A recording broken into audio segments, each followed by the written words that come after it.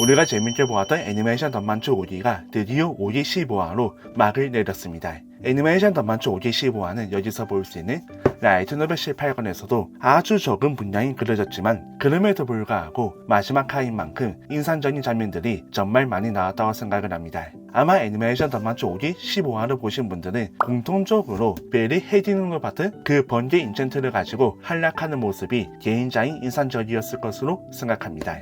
왜 헤디는 벨에게 일찍이 이런 인챈트를 걸지 않았고 왜 자신에게 그런 인챈트를 걸어서 오타를 거세게 몰아붙이지 않았는가?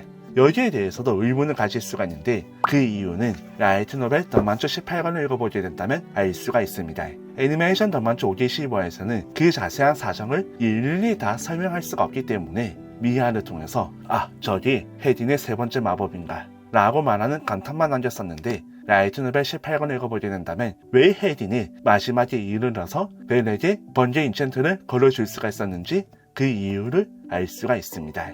한번 책을 읽어보게 된다면 이렇게 적혀 있습니다. 인챈트, 온몸을 감싼 것은 내장의 축복, 라우르스 힐드, 헤딘의 세 번째이자 마지막 마법, 발동 시 성녀의 치유와도 같이 대상자의 상처를 낫게 하고 번개의 가호를 부여하는 레어 매직. 가장 큰 특징은 술자 자신에게는 쓸 수 없으며 자긍심 강한 요정 자신이 인정한 자에게만 부여할 수 있다. 모든 마인드를 맞바꾸어 맡겨진 힘에 벨의 눈이 한껏 크게 벌어졌다. 네, 그렇습니다. 헤딘이 썼던 번개 인챈트는 특정 조건이 있었기 때문에 헤딘도 그동안 쓸 상대가 없었지만 벨을 비로소 인정하게 되면서 마지막에 벨에게 그 인챈트를 걸어줄 수가 있었죠. 그리고 제한적인 인챈트이다 보니까 훨씬 더 그 능력은 대단했습니다. 마치 나루토가 변신했던 그런 모습처럼 아주 빠르게 뛰어다니면서 오타를 몰아붙이는 모습을 볼 수가 있었죠. 와, 역시 금빛가는 너무나 강했고 드래곤볼 시대 때부터 주인공이 한층 더 강해지는 그런 버프는 역시 금빛가 버프라는 것을 덤만추 5기에서 다시 한 번 더 확인을 할 수가 있었습니다. 라이트 노벨 덤만추 18권에서는 번개 인챈트라고 말하더라도 그게 컬러 일러스트로 들어가 있거나 하진 않았기 때문에 어떤 느낌으로 그려져 있는지 궁금했었는데 애니메이션 덤만추 5기 15화를 통해서 그 인챈트의 힘을, 화려함을 볼 수 있었다고 생각을 합니다. 아마 애니메이션을 보면서 왜 이제서야 그 인챈트를 썼는지 알지 못했던 분들은 이 이야기를 통해서 비로소 알 수 있게 되었다고 생각을 합니다. 그래서 라이트 노벨 덤만추 18권은 애니메이션 덤만추 5기를 재밌게 보았다고 하더라도 꼭 한번 읽어볼 필요가 있습니다. 그리고 라이트 노벨 덤만추 18권의 이야기는 여기서만 끝나지 않습니다. 애니메이션 덤만추 5기 15화도 벨이 오타를 쓰러뜨리고 아렌의 추격을 뿌리치고 드디어 프리에에게 도달을 해서 그녀에게 완전한 거절을 전하게 됩니다. 여기서 볼 수 있는 프리에의 모습은 그야말로 한 명의 소녀로서 순수하게 정말 간절하게 정말 진심전력으로 벨을 좋아하는 그런 모습이었지만 그럼에도 불구하고 벨은 그 마음을 받아줄 수가 없었기 때문에 다시 한 번 더 정식으로 그 마음을 거절하게 됩니다.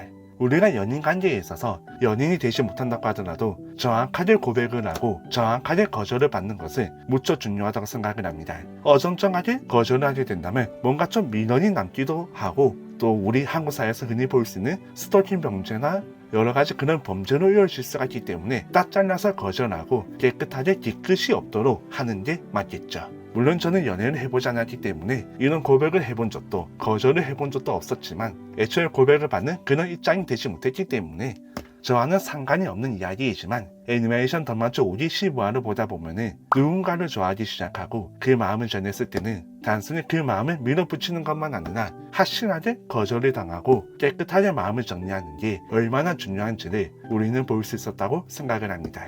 물론 판타지이기 때문에 어느 정도 가장된 요소가 들어가긴 했지만 처음으로 해본 진짜 사랑이었기 때문에 첫사랑은 이루어지지 않는다는 그런 말도 있잖아요. 딱 그 말 그대로 프레이야가 시느가 했던 첫사랑은 이루어지지 못했기 때문에 좀 슬픈 결말을 맞이하게 되었지만 그럼에도 불구하고 마지막은 웃으면서 페이지를 넘길 수가 있었습니다. 왜냐하면 프레이야는 파밀리아가 해체되었다고 하더라도 모험가의 도시 오라리오를 떠나지 않고 그곳에서 마을의 한 소녀인 시르로서 살아갈 수 있게 되었거든요. 그 과정도 정말 재밌었습니다. 라이트 노벨을 읽어보게 된다면 조금 더 그 장면을 여러모로 재밌게 묘사를 하고 있는데 애니메이션도 충분히 벨이 마지막에 시르에게 건네는 그 대사가 아주 재미있게 잘 그려져 있었다고 생각을 합니다. 그 대사를 다시 한 번 더 옮겨보게 된다면 이렇게 적혀 있습니다. 못된 새끼 고양이구나. 더 이상 나쁜 짓을 못하도록 영원히 지켜봐야겠다. 각오하렴? 후후후. 이 대사도 정말 재밌었지만 애니메이션에서는 뭔가 루나 다른 인물들이 살짝 명한 눈으로 벨을 지켜보는 모습이 그려졌을 뿐이지만 라이트 노벨 덤만주 18권을 읽어보게 된다면 이런 묘사가 덧붙여져 있습니다. 바람이 불었다. 말 없는 시간이 흘렀다. 뒤에 있던 점원들이 썰렁한 눈으로 쳐다보고 있었다. 특히 유이의 눈은 롤을 보기만 해도 벨을 죽일 수 있을 것 같은 영화의 냉기를 띠고 있었다. 유이의 반응이 정말 재밌습니다. 그만큼 벨의 대사는 아주 충격적이었고 이 대사를 하게 된 이유는 역시 헤딘에게 그 이유가 있었다는 걸 알 수가 있었는데 앞으로 헤딘과 벨의 관계는 더욱더 좋아질 것이고 시르는 마을에서 평범한 소녀로 지내면서 앞으로도 꾸준히 자신의 파밀리아 단원들에게 보호를 받고 여러모로 앞에서는 활약하지 못하겠지만 뒤에서는 벨과 모험가들을 지지하는 그런 모습을 보여줄 것으로 생각을 합니다.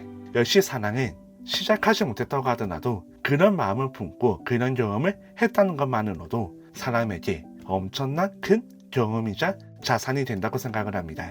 그렇기 때문에 많은 사람들이 살면서 연애는 꼭 한번 해보라고 말하고 결혼도 꼭 한번 해보라고 말하는 거겠죠. 비록 실패하더라도 그것을 통해서 배울 수 있는 게 너무나 많으니까. 어쩌면 연애를 해보지 못하고 앞으로도 결혼을 하지 못할 저 같은 사람들은 이 인생에서 가장 큰 경험을 놓치고 있을지도 모르겠습니다. 하지만 연애라는 게 하고 싶다고 할 수 있는 게 아니다 보니까 너무나 어렵습니다. 여러분은 어떠신가요? 그렇게 마지막을 마무리했던 애니메이션 덤만주 5기15화였고 라이트 노벨 덤만주 18권이었습니다. 그리고 여기서 볼 수 있는 라이트 노벨 덤만주 18권을 초판으로 구매했을 때 받아볼 수 있었던 특별한 소책자에는 우리가 애니메이션에서 보지 못했던 여러모로 재밌는 이야기가 그려져 있고 또 벨을 상대하는 오탄의 시점에서도 이야기가 짧게 그려져 있기 때문에 아주 흥미진진하게 읽어볼 수가 있었습니다. 이거는 오로지 라이트 노벨 덤만주 18권을 초판으로 구매한 사람만 읽어볼 수 있는 특별한 이야기입니다. 애니메이션에서는 역시 그려지지 않았지만 추후에 일본에서 블루레이가 나오게 된다면 블루레이 한정 특전으로 첨부될 수도 있는 가능성은 있다고 생각을 합니다. 그리고 이제 덤만주는 다음 이야기로 이어지게 됩니다. 애니메이션 덤만주 6기가 나오기 위해서는 여기서 볼 수 있는 19권에서 그려지는 학교편의 이야기가 조금 더 연재되어야 됩니다. 하지만 일본에서나 한국에서나 라이트 노벨 덤만주 시리즈는 19권이 전부이기 때문에 다음 이야기가 나오려면 조금 더 시간이 걸리고 당연히 애니메이션이 제작이 된다고 한다면 더 시간이 걸리겠죠. 하지만 학교편도 분명히 재밌는 요소가 많이 있었고 앞으로 벨이 학교에서 어떤 모습을 보여주게 될지 무척 기대가 되었습니다. 흥미가 있다면 라이트 노벨 덤만주 19권을 한번 읽어보시길 바랍니다. 애니메이션 덤만주 5기를 보았다면 여기서 볼 수 있는 18권까지는 모두 다 읽은 셈이기 때문에 19권만 읽게 된다면 덤만주의 가장 최신 이야기를 읽어볼 수가 있습니다. 그리고 여기서 볼 수 있는 덤만주 스피노프 소드 올라토리아 13권은 똑같이 학교를 무대로 하고 있습니다. 배경이 어떻게 보게 된다면 비슷하죠. 알고 보니까 예피아는 학교 출신이었는데 그 학교에 들어가서 자신도 어떤 반을 맡아서 좀 모험가로서 자신을 가르쳐주게 되고 벨도 학교에 있다는 걸 알게 되면서 여러모로 또 예피아만이 가지고 있는 그런 귀여운 모습을 잘 보여주었으니까 덤만주 19권과 함께 소드 올라토리아 13권을 읽어보게 된다면 덤만주의 다음 이야기에 대한 갈증은 어느 정도 풀 수 있지 않을까 싶습니다. 선택은 여러분의 몫입니다. 마지막으로 좋아요와 구독, 여유가 되신다면 멤버십에 가입해 주신다면 정말 감사하겠습니다. 오늘 이야기는 여기서 마치도록 하죠. 역시 덤만주 시리즈는 너무나 재밌었습니다.